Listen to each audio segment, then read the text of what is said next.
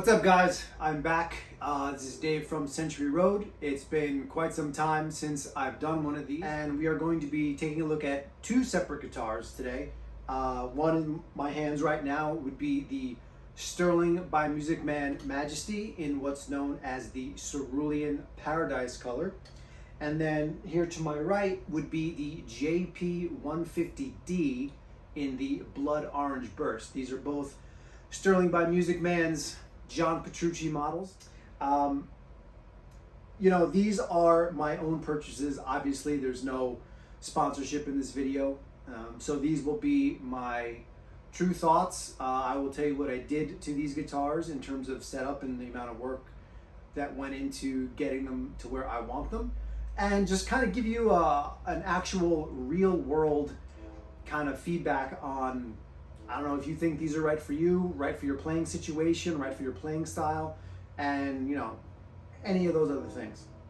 So we will start out with the guitar itself. So now this is, like I said, the Cerulean Paradise colorway, but this is a brand new color for 2021 apparently. And as we know, Sterling is, I don't know if you want to call it the takedown version of the Ernie Ball, but I wouldn't also say that they're the budget version, right? The retail price on this guitar is $14.99. That is far from budget and far from budget friendly. Now, your mileage may vary. I'm not here to say if it's worth it or not. That's really up to you guys if you want to spend the money. What I can say though is that this is probably about as high as you're going to get before you end up getting to the actual Ernie Balls. And I believe the Ernie Balls go for no less than $3 grand, $3,200. If you go up to the BFR, the Ball Family Reserve ones, those tip the scales at about $5,000 for some of the more limited and I guess nicer wood color options. But again, so this is the first time apparently that they are doing this is a quilted maple top. It's absolutely gorgeous. I'll do some B-roll footage in between. Pretty much what happened is I walked into Guitar Center and wasn't necessarily looking for anything and saw this on the rack and picked it up and started to play on it. So usually for me, when I could tell a guitar is good to take home is if I can sit and play some of my own songs, my own riffs, and just kind of jam on it and feel really comfortable. What I do like about this, again, it does have the nicer top. This does have John's DiMarzio pickups. This is the Crunch Lab in the bridge and the liquefier in the neck. Again, I do like that these are upgraded from, if you want to call them your standard Sterling Majesties. So, if you get a chance, try it out, see what you like. I figured if I could get one that's got some of the bells and whistles, why not? This also has locking tuners. They aren't the shallow or anything like that, but they are what they are. They work very well. The strings are 10 through 46 from the factory. Now, I have this guitar tuned down to drop C. So I had to do a fair amount of work on the floating bridge, the modern tremolo, to get it where I like it, because I have 10s on the bottom, or on the top I guess, and 11s on the top. So I had to do some adjustments of the trem claw and the action. I did a little bit of a neck adjustment. So far tuning has been great. As always, you can add some tuning nut lubricant to the nut if you have some tuning issues, but as of now, this thing's been really, really great. I have used it to track a few demos that will eventually turn into, full-blown songs for my band Century Road. This has the push 12 dB boost in the volume. No coil tap in this. I wish there was. I know the full-blown version has it, and the Jason Richardsons in the Sterling line have it as well. It'd be just a really cool feature to have, but obviously, I guess they have to leave you wanting more for the full Ernie Ball Made in America versions.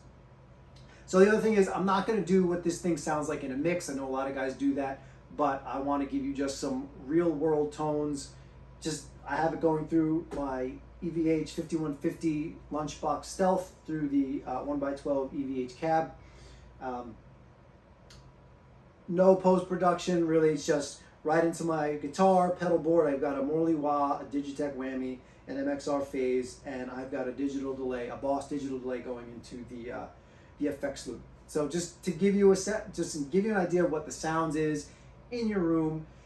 If you're a bedroom player, you know, or you just like to jam by yourself or whatever, this kind of gives you a great idea of what it's going to sound like. If you are someone who plays gigs, plays with the band, are you someone who records? You know, once this thing goes into your DAW, your Pro Tools, your Logic, you know, whatever it is you use, you'll be able to compress, EQ, just really make a pretty nice production out of it. So if you're comfortable playing the guitar and it sounds good in the room, chances are if you're doing recordings with it, it's going to sound equally as good. So all that stuff out of the way, let's get to some sound. So now this is going to be clean only, no effects, no nothing. We'll just start with the bridge pickup.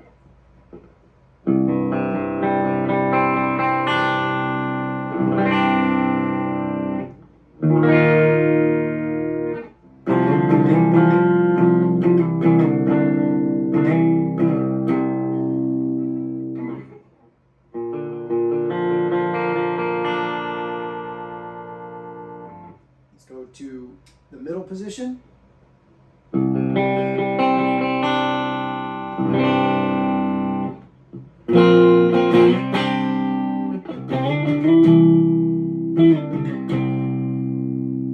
I'll try the neck.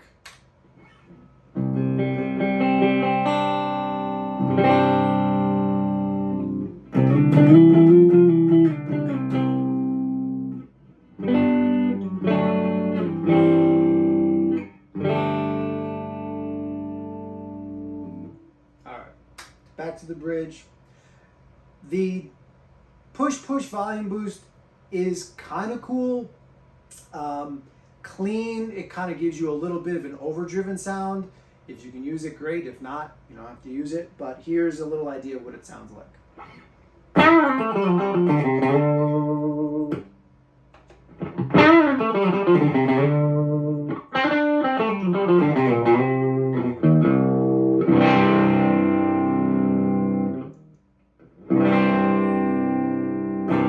So as you can see, it definitely gives you a little bit of a push. Clearly, it's what it's called. Usable, maybe. Again, that's up to personal preference. Now let's just give this guy a little bit of delay. And then, I don't have a chorus pedal, but if you put the Digitech Whammy on the shallow detune, it gives you a nice kind of shimmery effect. So let's see what this sounds like with a few effects on it.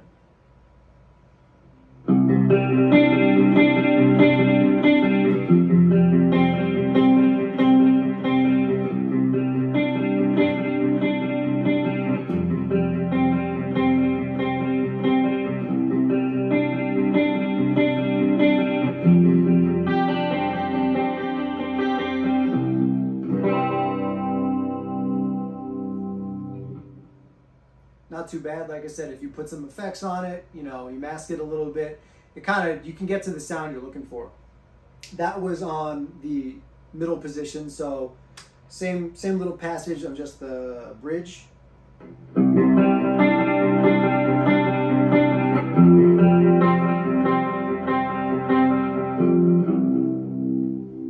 we'll go all the way up to the neck.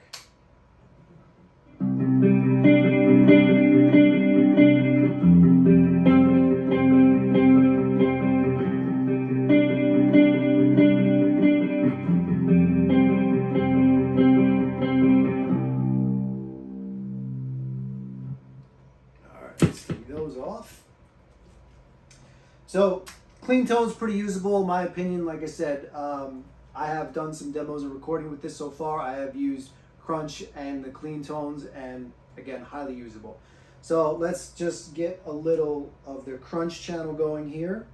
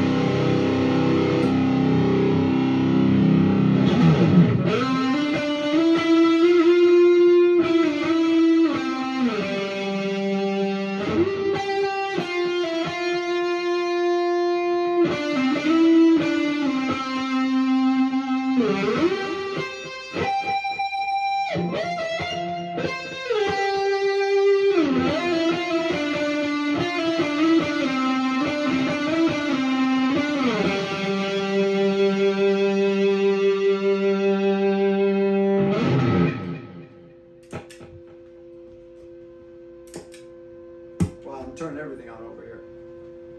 So in general, again, you know, a couple of riffs, couple of chords. You guys have heard the lead sounds a little bit.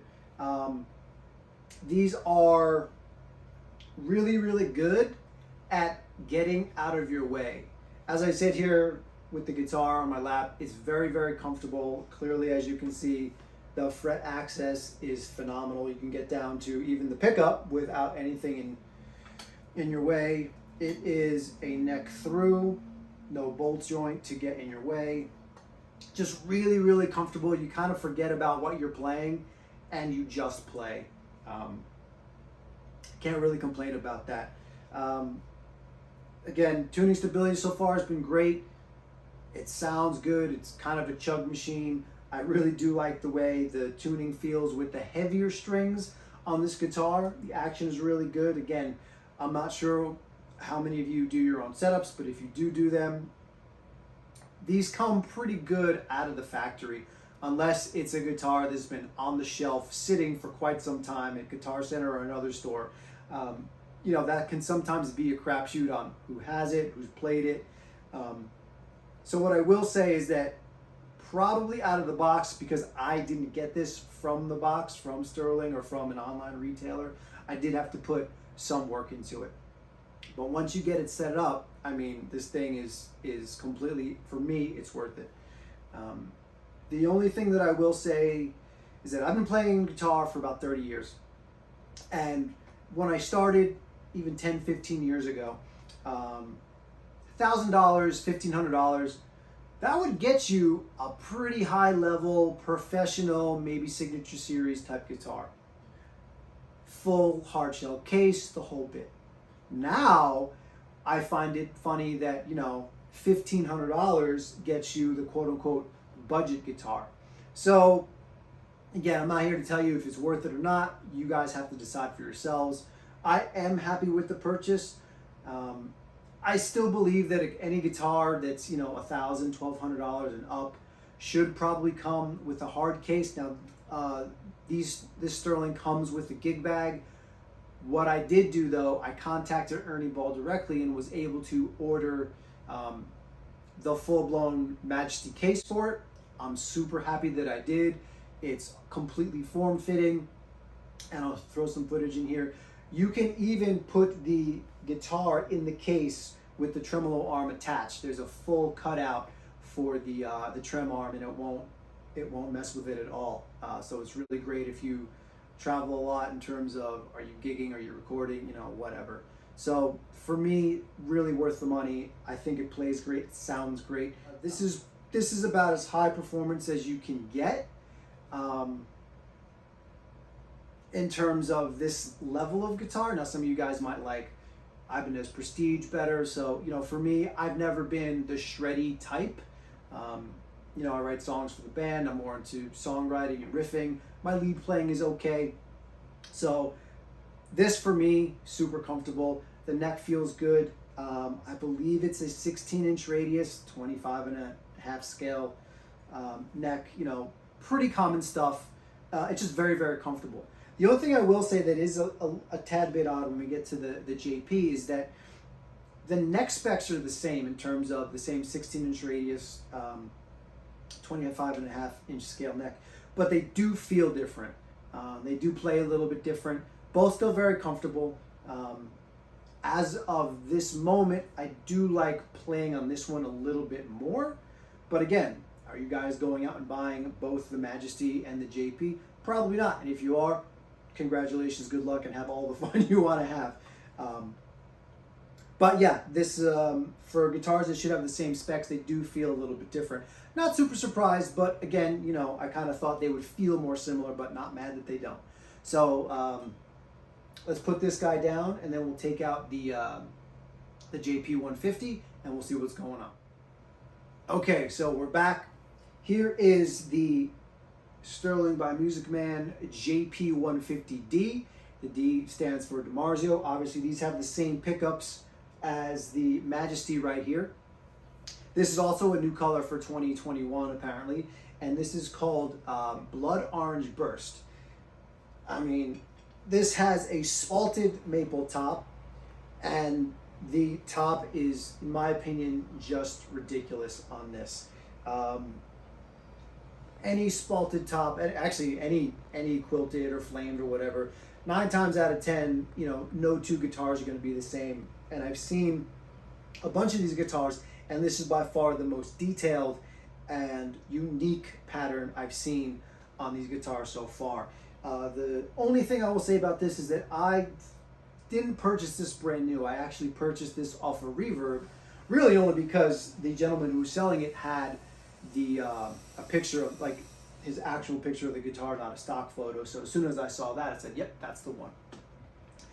What I will say is that when this came to me, it was kind of unplayable. It seemed that when I spoke to the previous owner, he's a little bit of a novice, someone who, you know, he seemed to be more of a collector than a player, because most of the notes past the 7th fret down were unplayable, just lots of fret buzz. I think they were strung with 9s. The floating tremolo was really yanked into the body. So this also I decided to do, this needed a bunch of work to get it to where it is right now. I restrung it with just regular 10s. This is tuned to E flat because, as you can see, I've got my stuff back there. Every guitar has a different tuning, you know, use different tunings, different songs, whatever mood you're in, blah, blah, blah. So that's what this guitar is tuned to for right now. I think it's a mahogany body, and I could just be pulling that out of my butt, not totally sure, but I do know clearly it's a spalted maple top. We have a baked maple neck, also with the ebony fretboard. And I love the contrast between the body, the fretboard, and the raw headstock. I just really like that color combination. It really kind of stands out to me. Black hardware is great. This also has the push 12 dB volume boost. What I will say, the previous owner had a coil tap push installed on the tone knob. So I will show you what that sounds like, even though that does not come standard on the JP150, even though I think it should. So, let's see what this guy sounds like. Again, no effects to start, and then we'll put some stuff on and see what we got here.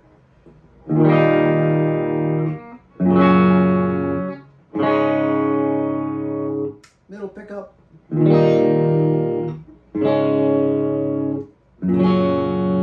Neck pickup.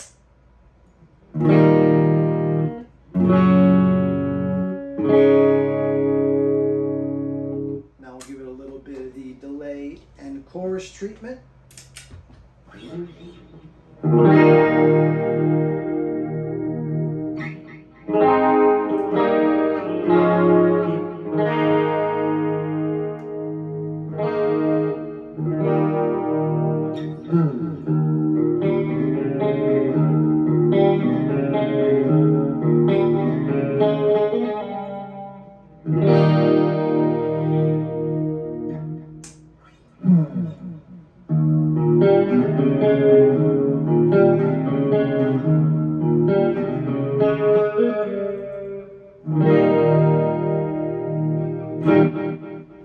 Now, just because I think it happens to sound really good, here's a little taste of the middle position with the coil split.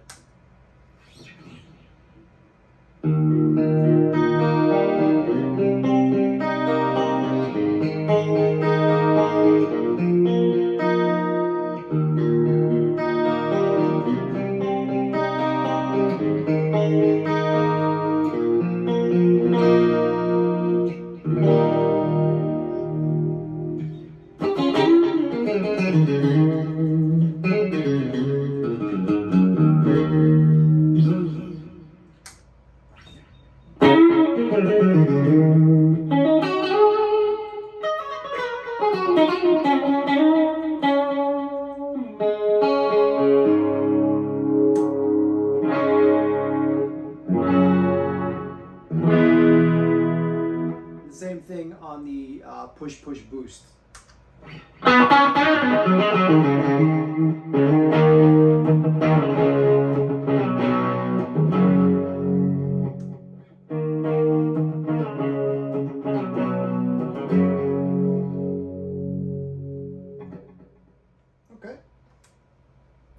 take some of this off. Let's give you guys a little bit of the crunch.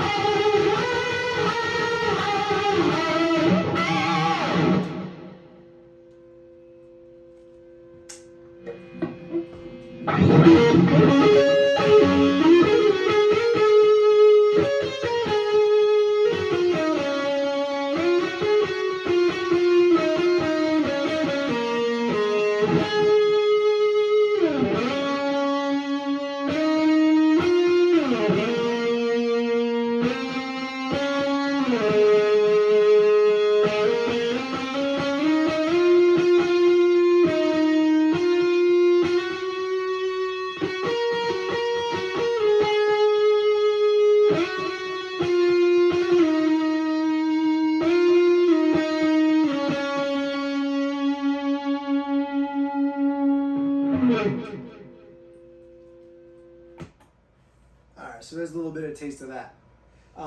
Same thing goes for this.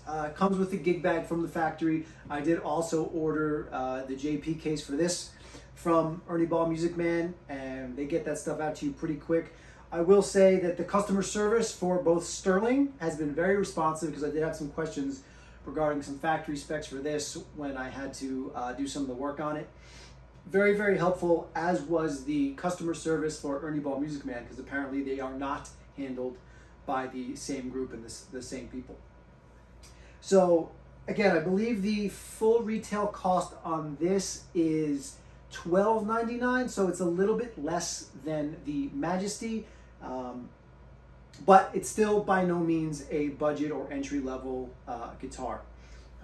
Is it worth that? For me, yes, it is. I'm very glad that I found this. I'm very glad that I've set it up to my preferences. I did put some F1 True Oil on the neck and the headstock too, because the Majesty has a gloss finish on the neck and this one is unfinished. I think you kind of can get away with either. I know some people have preferences, but it really shouldn't matter. Again, same thing, locking tuners here.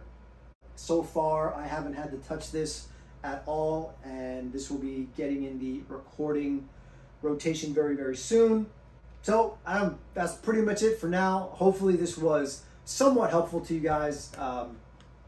Like I said, didn't want to do any crazy trickery, just give you exactly what these guitars sound like, you know, in the room. No crazy effects, just what you guys would probably use if you were, you know, playing in your bedroom on your own. You record, you guys can go crazy. If you have any questions, please just leave them below. I will always respond. So with that being said, see you later.